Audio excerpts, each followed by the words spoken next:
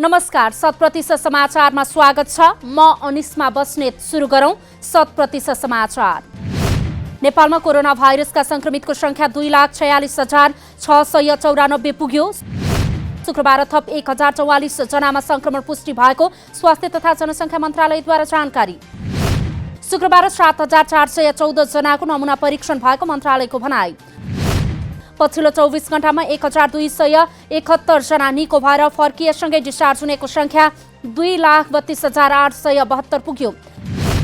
नेपालमा 12,148 जना सक्रिय संक्रमित, आइसोलेसनमा र 519 जना क्वारेन्टिनमा रहेको मन्त्रालयको तथ्याङ्क।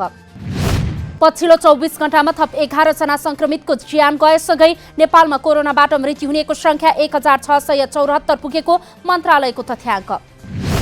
उपप्रधानमन्त्री एवं सीसीएमसीका निर्देशक समितिका संयोजक ईश्वर पोखरेलद्वारा कोरोना भाइरस विरुद्धको खोप ल्याउने विषयमा मन्त्रीहरूसँग छलफल।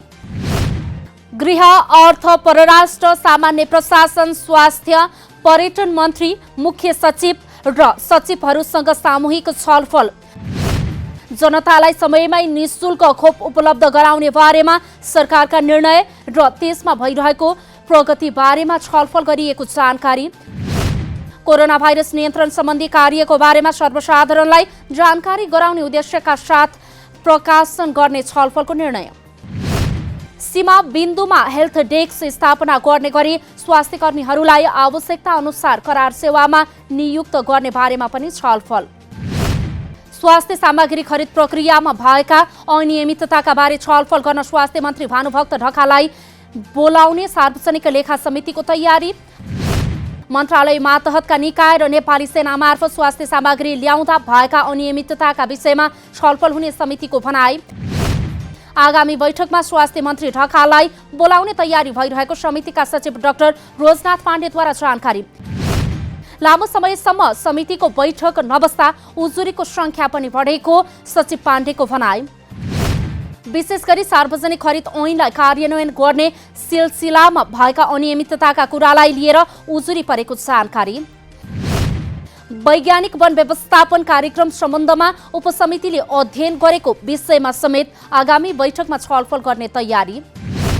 मोरङमा 21 वर्षीय युवतीलाई जबरजस्ती करणी गरेको घटनामा मिलापत्र गराएको आरोपमा 6 जना पक्राउ।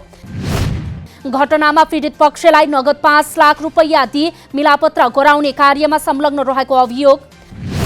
पक्राउ पर्नेमा धनपाल नाथ गाउँपालिका 5 बस्ने धनेशु खवास, सुधार सिंह खवास, मागन खवास, कलकनु खवास, त्यस्तै रङ्गेली नगरपालिका 1 बस्ने जगत नारायण खवास र बेलबारी नगरपालिका 8 बस्ने माथालु खवास पनि प्रहरीको नियन्त्रणमा। समितिले दिएको निर्देशन सरकारले पालना गर्नै पर्ने राज्य व्यवस्था तथा सुशासन समितिका सभापति शशि श्रेष्ठको भनाई। समितिले दिएको निर्देशन विपरीत सरकारले डीआईजी विश्वराज पोखरेललाई प्रहरी एआईजीमा बढुवा गरेपछि समिति असन्तुष्ट। जनताप्रति उत्तरदायी हुन पनि सरकारले समितिका निर्देशकहरू पालना गर्नुपर्ने समिति सभापति श्रेष्ठको दाबी। समितिले निर्देशन दिएपछि सरकारले आफ्ना भनाई राख्नुपर्ने भए समितिमै राखेर स्पष्ट पारी कार्यान्वयनमा जानुपर्ने श्रेष्ठको तर्क। कुनै पनि समितिका निर्देशनहरू सरकारले पालना गरेको वा नगरेको भन्ने बारे समितिले आफैले मूल्याङ्कन गर्नुपर्ने पूर्व सचिव मुकुन्द शर्माको भनाई। कार्य प्रगति मूल्याङ्कन गरेर संसदमा छलफल गराउन नसक्दा समितिका निर्देशनहरूलाई सरकारले बेवास्ता गरिरहेको शर्माको दावी। पर्यटन क्षेत्रलाई उकास्ने बारे गठन भएको अध्ययन समितिद्वारा सरकारी तथा सार्वजनिक संस्थाहरूमा साताको 2 दिन बिदा उपयुक्त हुने सिफारिस। संस्कृति पर्यटन तथा नागरिक उड्डयन मन्त्रालयद्वारा गठित अध्ययन समितिले साताको 2 दिन बिदा दिनुपर्ने गरेको हो सिफारिस। समितिको सुझाव हाल मस्यौदाको रूपमा रहेको र सर्वपक्षीय छलफलपछि पर्यटन मन्त्रालय हुँदै गृह मन्त्रालयमा पुर्याइने। बिदाका लागि अन्तर्राष्ट्रिय कार्यालयहरूको तालमेल पनि मिलाउन शनिबार र आइतबार बिदा दिनु उपयुक्त हुने समितिको ठहर। त्यस्तै कार्यालय समय बिहान 9 बजेदेखि 5 बजेसम्म गरेर हप्तामा 5 दिन 40 घण्टा काम गर्दा कार्यालयमा काम कम हुने प्रतिवेदनमा उल्लेख। पर्वतको महाशिलामा रहेको ठूलो ढुङ्गा क्षेत्रमा विभिन्न भौतिक संरचनाहरू निर्माण हुँदै महाशिला गाउँपालिकामा पर्ने यो शिला एसियाकै ठूलो भएको स्थानीयहरूको दावी। करिब 13 रोपनी क्षेत्रफलमा फैलिएको महाशिला पर्वत घुम्न आउने पर्यटकका लागि आकर्षणको केन्द्र बन्दै। पर्वत सदरमुकाम कुस्माबाट 1.5 घण्टा सडक यात्रा गरेपछि महाशिला पुग्न सकिने। महाशिलालाई पर्यटकीय गन्तव्यको रूपमा चिनाउन महाशिला पर्यटन विकास समिति समेत गठन। गण्डकी प्रदेश सरकारद्वारा महाशिलामा पूर्वाधार निर्माणको लागि 82 करोड रुपैयाँ बजेट विनियोजन। कोरोना भाइरसको महामारीका बेलामा सुदूरपश्चिम प्रदेशमा आत्महत्या र हत्या हिंसाका घटनाहरू बढेको मानव अधिकार कर्मीहरूको भनाई। मानव अधिकार सम्बन्धी ऐन नियमहरूको प्रभावकारी कार्यान्वयन गर्न सके यस्ता घटनाहरूमा न्यूनीकरण हुन सक्ने प्रतिक्रिया। गत वर्षको चैत महिनामा लकडाउन सुरु भए यता कार्तिक मसान्तसम्ममा सुदूरपश्चिममा 276 जनाले आत्महत्या गरेको तथ्याङ्क। 160 बलात्कार, 58 बलात्कार प्रयास, 16 लैङ्गिक हिंसा र सबैभन्दा धेरै 525 घरेलु हिंसाका घटना सार्वजनिक। लकडाउनका कारण समाजमा देखिएको मानसिक असरले यो अवधिमा सयौं जनाले आत्महत्या गरेको अधिकार कर्मीहरूको भनाई। कोरोनाले रोजगारीका अवसर गुम्दा खान र बाँच्न पाउने अधिकारको समेत हनन भएको अधिकार कर्मीहरूको दावी। कोरोनाका कारण 22.5% कर्मचारी र कामदारले सुदूरपश्चिममा रोजगारी गुमाएको तथ्याङ्क। एकान्त कुना स्थित यातायात व्यवस्था कार्यालयबाट झण्डै 70,000 अनुमति पत्र वितरण गर्न बाँकी। पछिल्लो 1 वर्षमा विगतका वर्षदेखि बाँकी रहेको सबै अनुमति पत्र छापिसकेर पठाइएको कार्यालयको भनाई। कार्यालयमा 2-3 महिना पहिले छापिएकादेखि 2-3 वर्ष पहिले छापिएर आएको अनुमति पत्र लिन सेवाग्राही आउन बाँकी रहेको जानकारी। गत वर्ष ठूलो क्षमताको छपाई यन्त्र खरिद गरेर सञ्चालनमा ल्याइएसँगै छाप्न बाँकी धेरै अनुमति पत्र छापिसकिएको भनाई। तिहारपछि कार्यालयमा अनुमति पत्र लिन आउने सेवाग्राहीको संख्या कम भएको कार्यालयद्वारा जानकारी। नवीकरणका लागि आएका झण्डै 15,000 अनुमति पत्र मात्रै विभागबाट छापिएर आउन बाँकी रहेको कार्यालयको भनाई। कोरोना भाइरसको कहरका बीच विभिन्न धार्मिक गतिविधिहरू हुन नसकेको जानकी मन्दिरमा यसपटकको विवाह पञ्चमी पनि प्रभावित। प्रत्येक वर्ष विवाह पञ्चमीको 2 सातादेखि नै चहल पहल सुरु हुने भए पनि यस वर्ष रौनक देखिएन। वर्षौंदेखि चल्दै आएको परम्परालाई यस वर्ष सीमित रूपमा मनाइने जानकी मन्दिरका महन्त राम तपस्वर दास वैष्णवको भनाई।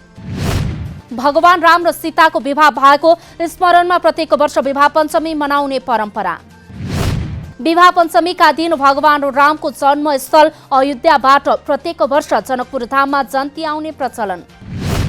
कैलालीमा बहुप्रतीक्षित क्षेत्रीय शहरी विकास आयोजना अन्तर्गतका सडकहरूको निर्माण कार्य सुरु।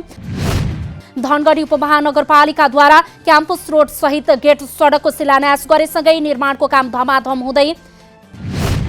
एडीबीको सहयोगमा सञ्चालित क्षेत्रीय शहरी विकास आयोजना अन्तर्गत 42 किलोमिटर सडक विस्तारका लागि भएको थियो सम्झौता।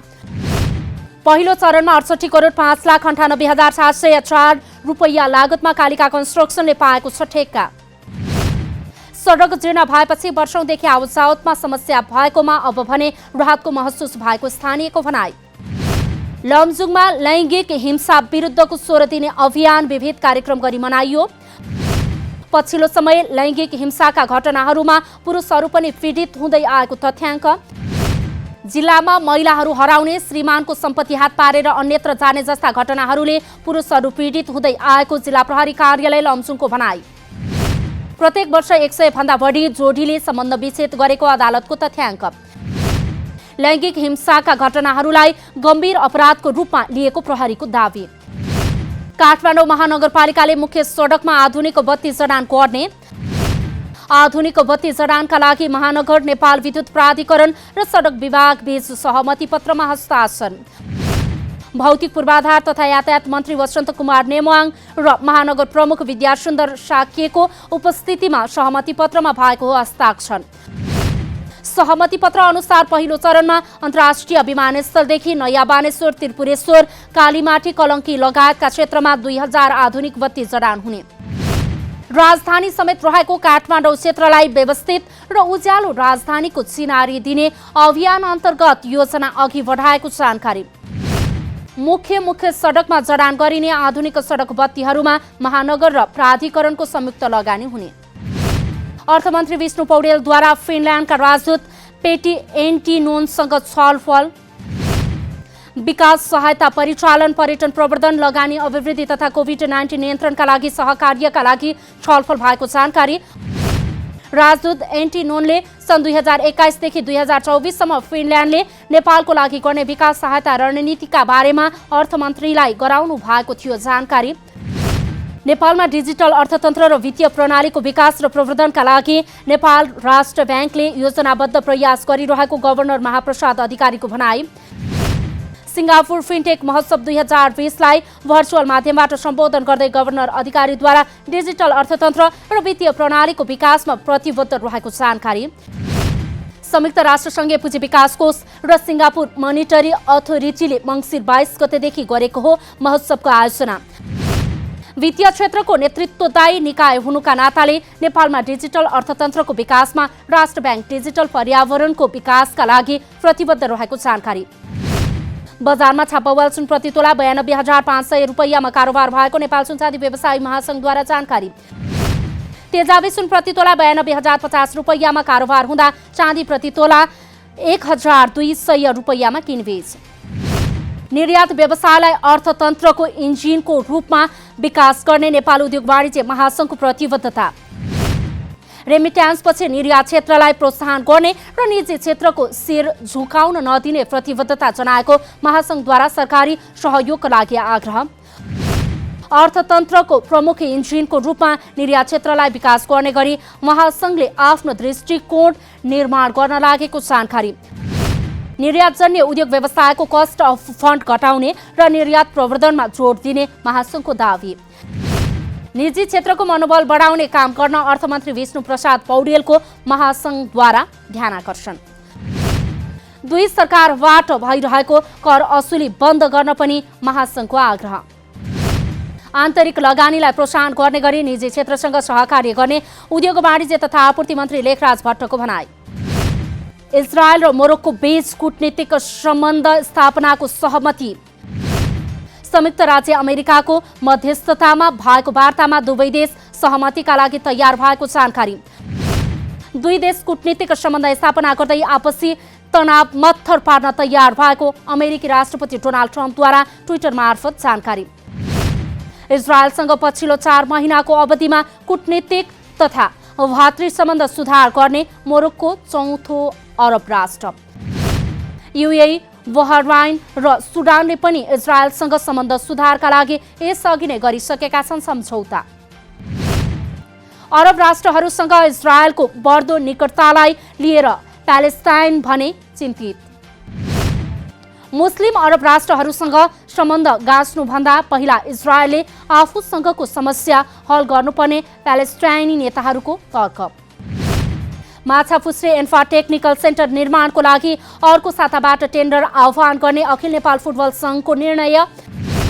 एन्फाले विश्व फुटबलको सर्वोच्च निकायबाट स्वीकृति लिएर अर्को साताभित्रमा टेन्डर आह्वानको प्रक्रिया अघि बढाइसक्ने जानकारी। करिब 80 करोड खर्च हुने अनुमान गरिएको एन्फा टेक्निकल सेन्टरका लागि पहिलो फेजमा 20 करोडको टेन्डर आह्वान गरिने। सेन्टरको निर्माण कार्य 3 देखि 4 चरणमा गरी सम्पन्न गर्ने एन्फाको लक्ष्य। नेपालमै पहिलो पटक माछापुच्छ्रे गाउँपालिकामा निर्माण हुन लागेको टेक्निकल सेन्टर निर्माणका लागि एन्फाद्वारा सहयोगको अपेक्षा। सेन्टरमा एक मुख्य मैदान सहित 3वटा प्रशिक्षण फुटबल मैदान, 20 फुटबल मैदान, 1 आवास गृह, अन्तर्राष्ट्रिय स्तरको सेमिनार हल, स्विमिङ पुल लगायत निर्माण हुने। 100% समाचार अहिलेलाई यति नै। नमस्कार।